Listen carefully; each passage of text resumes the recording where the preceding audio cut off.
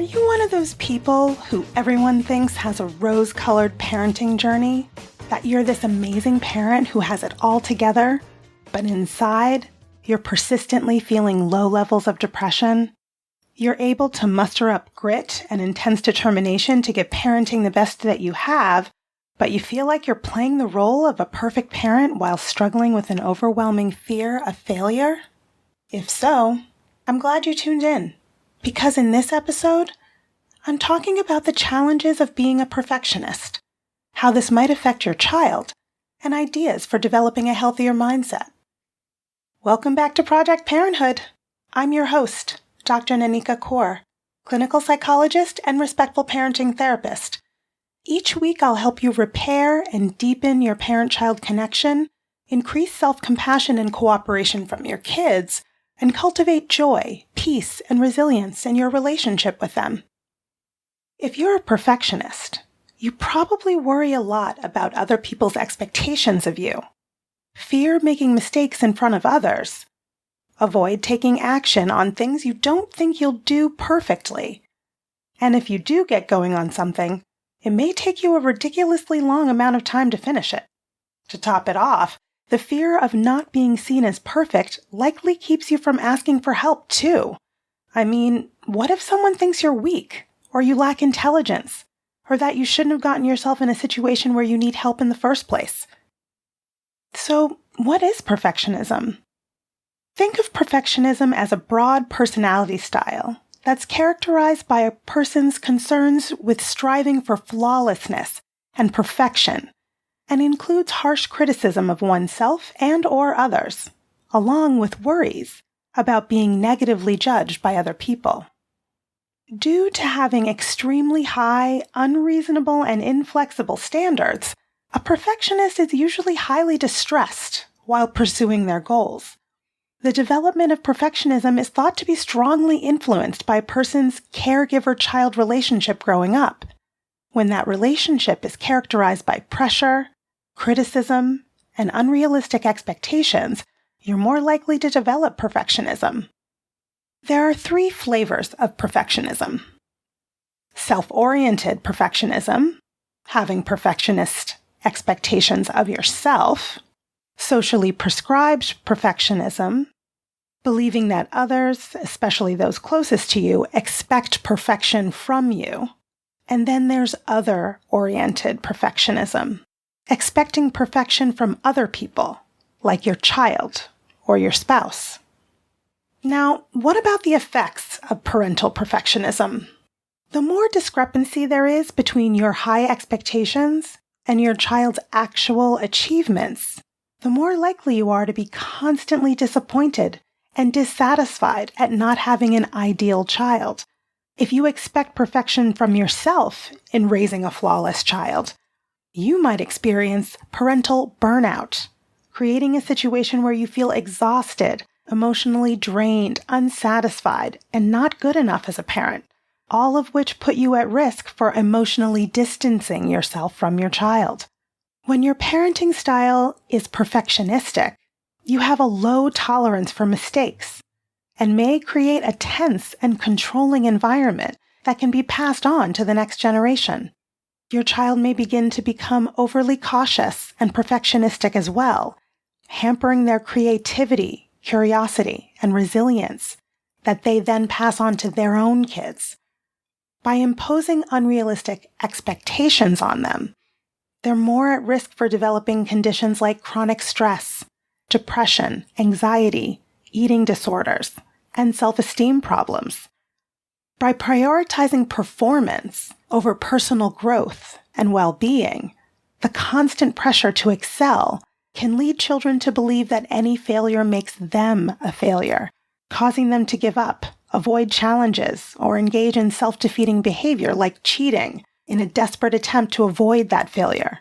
Perfectionism in your parenting style means your child could become an adult with a deep need for external validation, who is excessively hard on themselves, constantly striving to meet expectations, and often feeling a sense of shame and inadequacy. They might view love as conditional, so that the only way they think they can gain acceptance and praise is by being perfect. So, if perfectionism isn't a great way to go, what are the alternatives? It's important not to confuse perfectionism with a person who sets high, reasonable, and flexible standards for oneself and enjoys the process of achieving those standards. And cautious concern keeps you aware of danger. It's not helpful or even possible to eliminate fear altogether, but helping yourself and your child to move past the fear of failure that comes with perfectionism means cultivating an environment of support and acceptance. So, model being courageous in the face of mistakes. If you try something and it doesn't work out, be gentle with yourself. Can you try doing something different? When you have the courage to accept your mistakes, you're helping your child learn to accept theirs.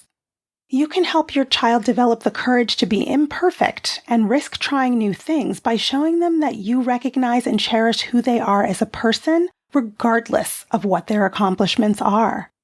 Listening to your child and trying to understand things from your child's point of view, without trying to talk them out of it, helps your child feel like you're taking them into consideration, not just the outcomes of their performance. Continuously offer encouragement by pointing out the things you appreciate about who your child is. Statements like, "I love how excited you are to read books," or "I have so much fun baking with you." Show appreciation for your child and help them feel worthwhile. But stay away from praise that implies judgment or evaluation, like, "Great job cleaning your room," or "This painting you made is so beautiful." Perfecting their performance so that they please others is already a problem for a perfectionist-leaning child who only feels acceptable when they do well. Instead, encouragement helps them develop self-acceptance in spite of their mistakes. Try phrases that acknowledge their process, progress, and their effort, rather than simply their output. Like, "Wow, I see you've learned how to make your bed." Or, "I'm seeing the way you blended the colors here. How'd you make the decision to do that?"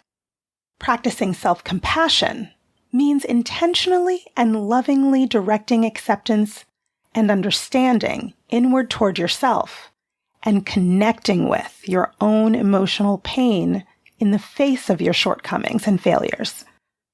Instead of judging yourself negatively and feeling isolated and alone, be kind toward yourself and remind yourself that emotional pain is a part of life that every human experiences. Instead of suppressing or hyper-focusing on your emotional pain, try to simply be mindfully aware of it. When you notice you failed to be a perfect parent, remind yourself that a child with a perfect parent never learns to cope with imperfect humans, which are all of the humans. Rather than engaging in tons of self-blame and guilt, forgive yourself. Take responsibility for any problem you've caused or feelings you've hurt. Apologize and work to repair the relationship with your child. They will not only survive the mistakes you make, but prioritizing relational repair also strengthens your relationship and models essential relational skills. While having high standards as a parent can be a good thing, perfectionist parenting can be detrimental to your child's well-being and social-emotional development. If you're struggling with perfectionism you can't seem to change, seek professional help, as it may be related to an underlying mental health condition or creating problems in your relationships. Even though your intentions might be good, being a perfectionist parent can have long-lasting negative effects, like chronic dissatisfaction or feeling not good enough. Instead, focus more on your strengths as a parent than your weaknesses, and create a supportive environment that emphasizes effort, acceptance, resilience, and self-compassion, and you'll be on your way to healthier growth and positive self-esteem for both you and your child. Do you struggle with perfectionism as a parent? Tell me about it on Instagram @BKParents, and be sure to join me live on Instagram on the second Monday of each month at 1 p.m. for Brooklyn Parent Therapy Ask Me Anything. I love answering your questions in real time. If you have a question for me about parent-child relationships, respectful parenting tips, and/or parental mental health, shoot me an email at parenthood@quickanddirtytips.com. Leave a message at 646-926-3243, or leave a message on Instagram at BKParents. That's BKPARENTS. And you can learn about my private practice, working with parents living in New York State at www.brooklynparenttherapy.com. Catch you next week. Project Parenthood is a quick and dirty tips podcast. It's audio engineered by Dan Firebend, and our director of podcasts is Adam Cecil. Our podcast and advertising operations specialist is Morgan Christensen. Our digital operations specialist is Holly Hutchings. Our marketing and publicity associate is Davina Tomlin. And our intern is Cameron Lacey.